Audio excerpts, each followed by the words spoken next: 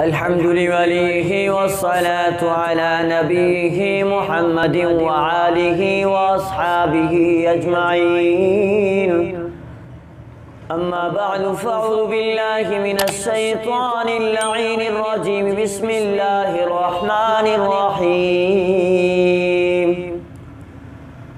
عن أبي هريرة رضي الله عنه قال شهدنا مع رسول الله صلى الله عليه وسلم خيبر، فقال رسول الله صلى الله عليه وسلم لرجل ممن معه يدعي الإسلام هذا من أهل النار، فلما حضر القتال قاتل الرجل من أشد القتال فقصرت به الجراح فأثبتته، فجاء رجل من أصحاب النبي صلى الله عليه وسلم أو كما قال عليه الصلاة والسلام.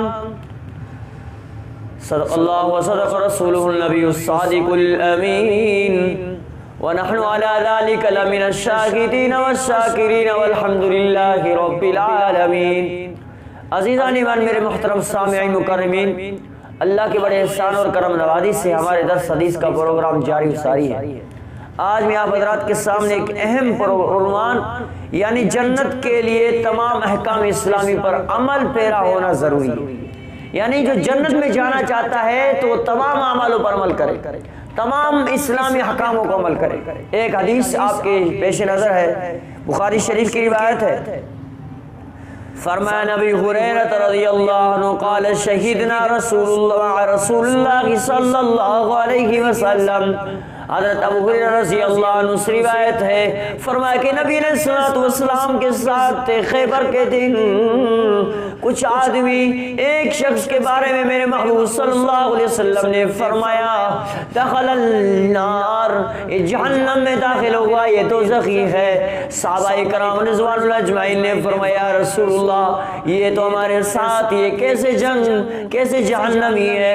کچھ جنگ شروع ہو گئی، وہ شخص آگے کے لڑنا شروع ہو گیا.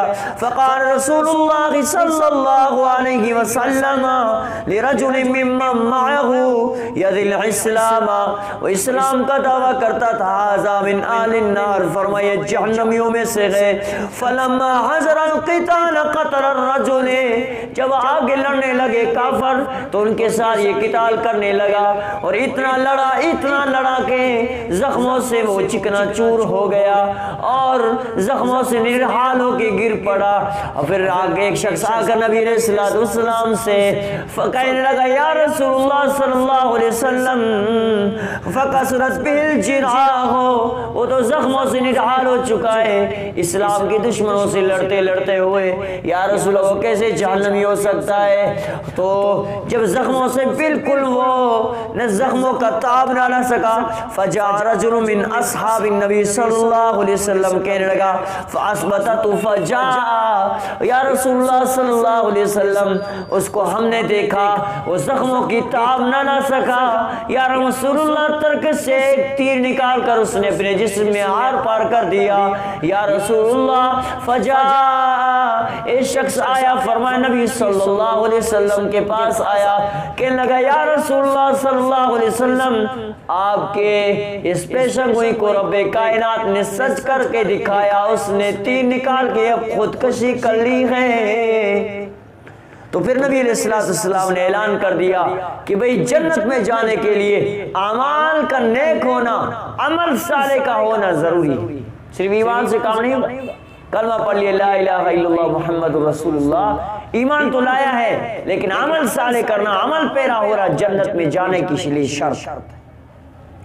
اسلام کی اعانت وقت مقبول عمل وہ ہے جو قبول اس عمل کو اللہ تعالیٰ قبول کرے. وہ عمل جو اللہ کی رضا کے لیے کی ہے، نماز پڑھ رہا ہے اللہ کے لیے، روزہ رکھ رہا ہے اللہ کے لیے، زکوٰۃ دے رہا ہے اللہ کے لیے، ریا نہ ہو، دکھاوا نہ ہو. فرمایا کہ من صلی یرائی فقد اشرک، من صام یرائی فقد اشرک، من صدقۃ یرائی فقد اشرک۔ آقا انعامدار صلی اللہ علیہ وسلم نے فرمایا اس نے دکھاوے کے لیے روزہ رکھا اس نے شرک کیا، جس نے دکھاوے کے لیے نماز پڑھی اس نے شرک کیا، اور جس نے دکھاوے کے لیے صدقہ خیرات کیے اس نے بھی شرک کیا۔ عزیزان من، اللہ تبارک و تعالی سے دعا ہے رب العالمین ہمیں ہر حال میں عملوں پر پھیرا ہونا فینا کر دے، عمل کرنے، اچھے عمل کرنے، عمل سارے کرنے کی توفیق عطا فرمائے اور دکھاوے کے اعمال سے بچائے۔ جو بھی کہا میں نے اللہ تعالیٰ قبول مقبول منظور فرمائے۔ زندگی باقی، ملاقات باقی، وما توفیقی الا باللہ۔